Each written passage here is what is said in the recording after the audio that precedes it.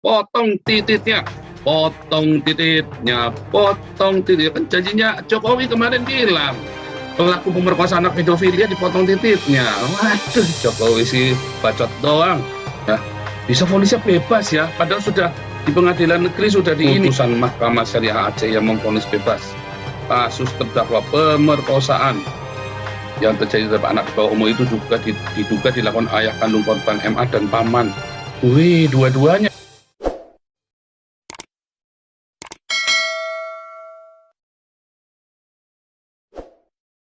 Dan ini Indonesia ya, ini Indonesia, bukan di Arab Saudi, bukan di negara-negara lain. Ini Indonesia, ini Indonesia. Lihat, terdakwa kasus pemerkosaan anak di Aceh dibebaskan.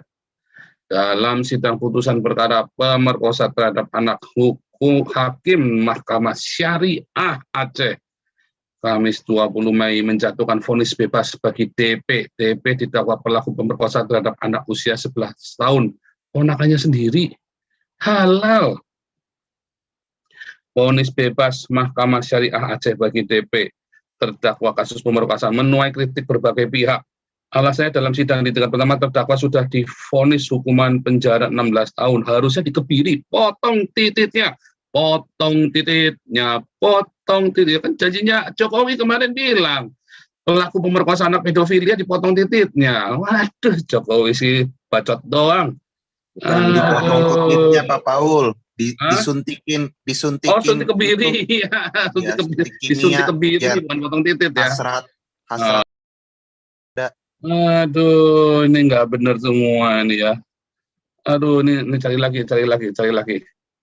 Aduh, jaksa akan kasasi vonis bebas.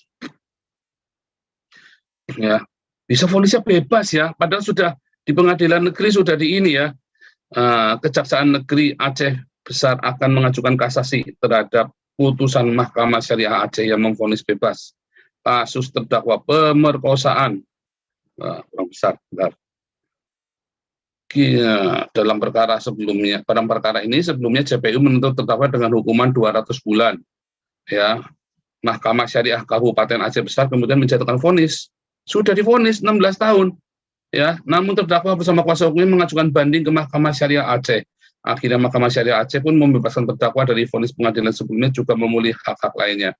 Putusan tersebut dibacakan dalam sidang berlangsung, menyatakan terdakwa DP Binjai tidak terbukti secara sah dan meyakini bersalah melakukan jarimah pemerkosaan terhadap orang yang memiliki hubungan mahram dengannya, sebagaimana dakwaan alternatif kedua yang diatur dalam pasal 499. Dalam putusan itu, majelis hakim juga meminta agar terdakwa DP dibebaskan dari segala tuntutan hukum dan dikeluarkan dari tahanan. Memulihkan hak terdakwa DP Binjai ya dalam kemampuan, kedudukan, harga serta martabatnya. Ya. Ini ada saksinya, anak buah Juliari minta fee 2.000 per paket bansos. Apa ini maksudnya? Putusan banding dari Mahkamah Syariah Aceh sendiri menimbulkan reaksi di tengah masyarakat, terutama di Provinsi Serambi Mekah tersebut. Komisi Pengawasan dan Pelindungan Anak KPPA Aceh Firdaus Nyahidin menilai pelaku ruda paksa anak semakin membuktikan bahwa kanun Jinayat sangat tidak berpihak pada anak korban berkekerasan seksual. Kalau kanunnya saja nir perspektif perlindungan anak, bagaimana kita berharap pada sumber daya manusia yang kemudian besar juga nir perspektif perlindungan anak, kata Firdaus Nyahidin saat dikonfirmasi. Apalagi menurutnya pengalaman hakim Mahkamah Syariah yang terbiasa memperkosa, hakim terbiasa memperkosa. Oh, hakim yang biasa memperkosa sih, salah baca nih saya nih.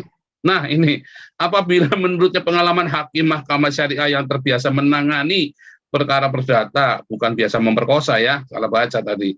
Menurutnya kemungkinan besar pun rendah pengalaman dalam penanganan perkara pidana termasuk kekerasan seksual terhadap anak.